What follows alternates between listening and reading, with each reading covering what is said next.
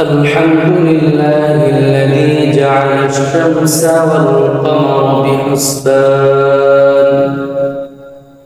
والنجم والشجر يسجدان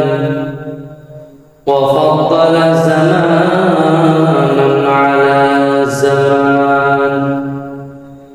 كما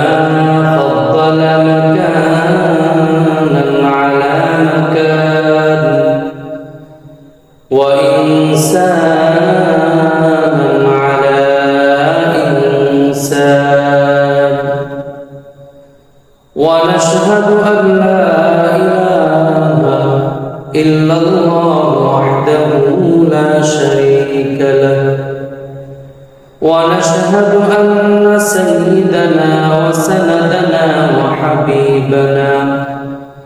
وحبيب قلوبنا ومولانا محمدا عبده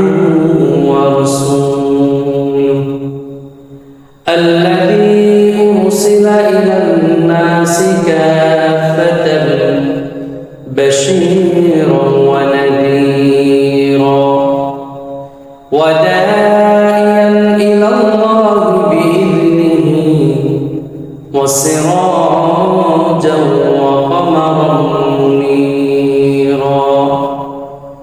أما بعد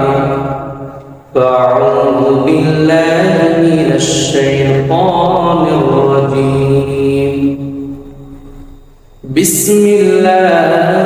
الرحمن الرحيم يا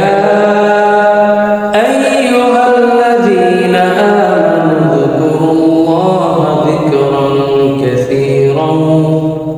وسبحوا بكرة وأصيلا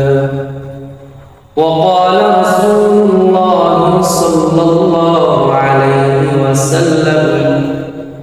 لا يقعد قوم يذكرون الله تعالى إلا حفتهم الملائكة وغشيتهم الرحمة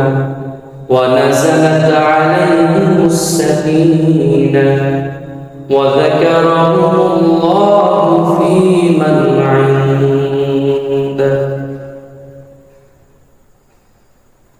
ذكر وقع مدغزائي روح